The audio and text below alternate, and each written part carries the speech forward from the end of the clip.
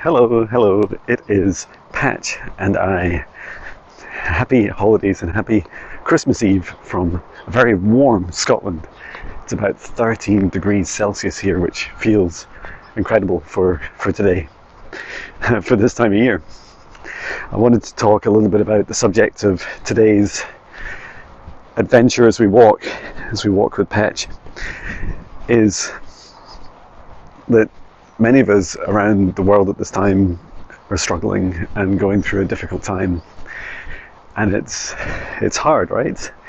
It's hard when we get to the end of the year and we reflect back on our lives and the progress that we feel we're making, and how when we enter this space of the holiday season, even when we're working, we sometimes end up in a situation where our work is quieter if we're at work, and if we're at home, there's a bit more space and perhaps closer proximity to loved ones and family as well. And in that time, we get to reflect more on ourselves and our lives and how we're feeling. And sometimes it's a bit of a shock, right? It can be a bit of a shock when you're coming back to your body, coming back to your life and how you're feeling. And some of us are struggling and experiencing stress and anxiety and burnout. Some of us are trying to make progress. We start to feel our sense of purpose or a direction that we want to go, and are trying our hardest to make progress. Like maybe we're trying to work on our fitness, or work on our meditation, or spiritual and psychic development, whatever it is that we're trying to do. This is a time where often we're reflecting across all these aspects of us. And I feel like a really important message to share with you today is to really take the opportunity to extend some more love to yourself, and to extend some more love to others. And by this, I mean many of us, whether we're alone or whether we're surrounded by family, coming together with family and friends in these holidays, it's a time for us to let go of judgment, to let go of the harsh expectations that we place on ourselves, to let go of all that negative self-talk or talk that we direct towards others, and really focusing in on just being ourselves and accepting the way we are right now. When we accept the way we are, we're able to become more because we accept the challenges that we have. If I share some examples from me, I practicing what I preach, right? So first of all, sharing, it's been a big year for me, and I'm so grateful for this transformation. And there's many different aspects to it, but one in particular has been leaving my corporate job and starting this new career for the first 6-7 months now, since 7 months since I started my business. And it's just been I didn't realize you were staring at my chin or chins. It's been an incredible journey, and I've been working on some of my hardest patterns, right, like stress and anxiety and burnout, and trying to, how to describe it, overcompensate or overcompensate for the lack of self-love I show myself by working extra hours, by working even harder. And when I kind of hit this holiday, it's my first, it's certainly my first end of year holidays. And yeah, it felt, you might have heard from some of the messages my guides have been giving me and sharing with you all as well, is that it's very much time for me to let go and to rest, and that rest is productive, and to just be who I am, and not trying to push too hard and trying to, I don't know, artificially accelerate things when really everything happens for a reason. It happens for a purpose, and it happens at a pace that is right for us, whether we realize it or not, whether we want it or not. And yeah, I found myself at the weekend, what are we now, Tuesday, I found myself at the weekend creating John Chat GPT, which was a lot of fun, and I must admit I really enjoyed it, and it felt really good.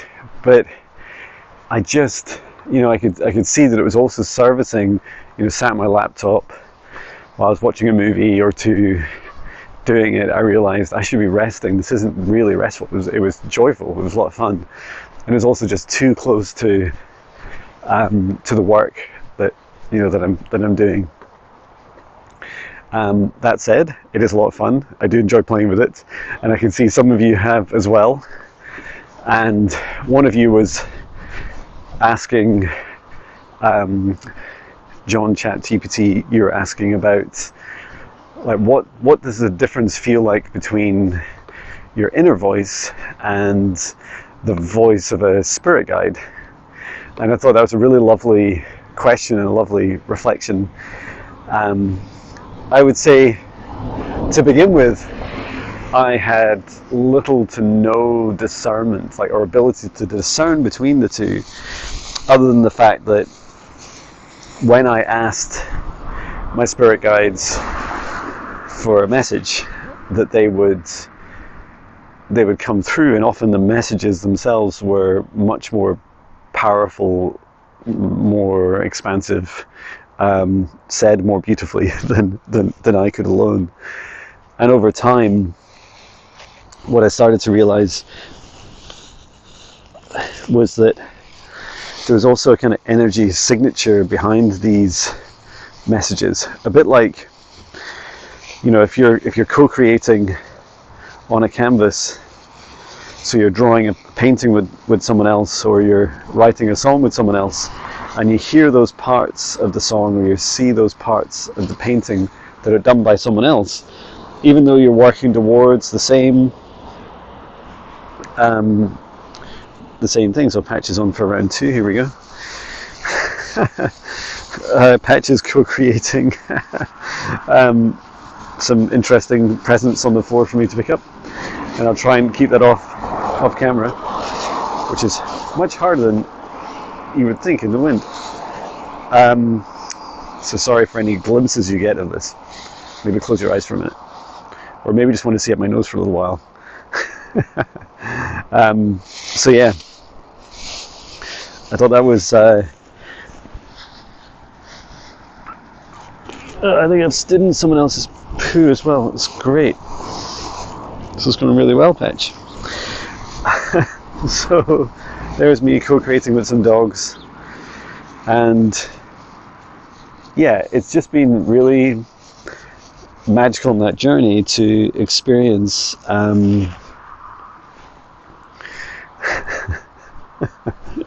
I don't know what happened to my shoes, but I think I'll have to double check when I get home. Anywho, yeah, it's really magical in the experience of just practicing, asking your messages for guides. I ask out loud each morning in meditation, and I just posted a free meditation on my website, and it's under meditation, the premium meditations. Ironically, it's free. It's the only free one at the moment. And also I posted on my YouTube channel. So yeah, I think if you look there, either the YouTube videos or the community page, you'll find it, talking to your spirit guides. But in essence, the more you practice, the easier it gets. The more it feels to me like every guide has their own energy signature. And I also feel that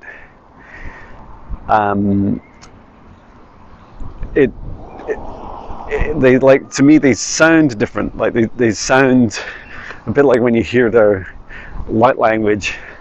Maybe a way of thinking about it is that people saying the same thing have a different voice. And I guess to the original question, yes, the voice starts to sound different. I'd say the other aspect of it is that you can learn about the frequency. So the frequency of, how to describe it, like frequency of an emotion. So I would describe my emotions often feel, although they're very much joyful and happy the vast majority of the time, that my guides, like, they just seem to have an even higher, they're very calm and very fun and very loving energy, and that stands out as well when they're communicating with you. I would say the other thing that you may experience if you're new to this, that this may take you some time to develop, but now I find it very difficult to really experience the difference between my higher self and me, and that's definitely a really interesting journey, because it just feels so different over time.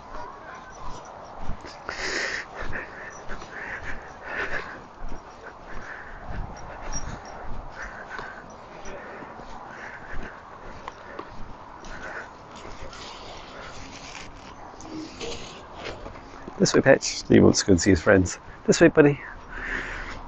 That said, he's never met them, but I'm just saying everyone's Patch's friend until they bark at him.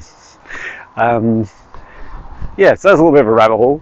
But anyway, yeah, going back to the holidays, I just remember when I first started going through my awakening, and even like the pre-awakening years, if you like, before I came to any kind of conscious realization that something was happening, I just continued to become less connected, like more and more disconnected with what was going on.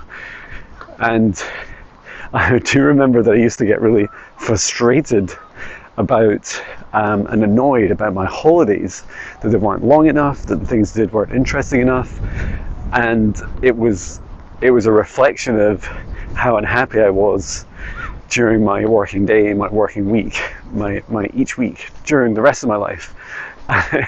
Almost like, so my expectation, certainly subconsciously, is like putting it off until, you know, the end of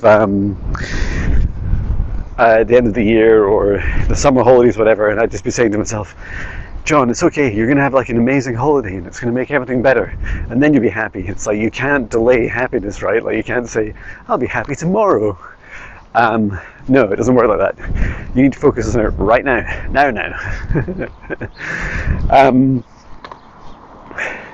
And I also remember when I started to go through my awakening journey, so this is me starting to do things like stopping drinking alcohol, stopping drinking meat. Remember, initially it was quite annoying for people. You know, they're like, why are you so different? Why are you so fussy now?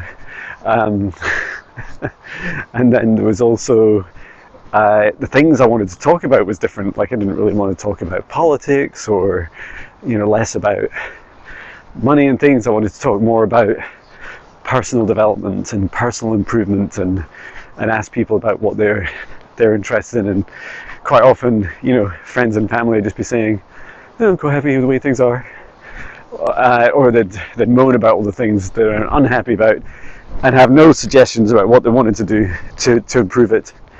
And now, a little bit like an ex-smoker, you know, I used to smoke in my in my late teens and early 20s. I remember I just wanted to feel like I was, I don't know, making progress, and that perhaps others weren't. And that's a judgment, right? Like, it becomes very judgy. And I look back at some of those early awakening experiences and just think, John, like, judgment was never going to help you, and it was never going to help you with the relationships with others.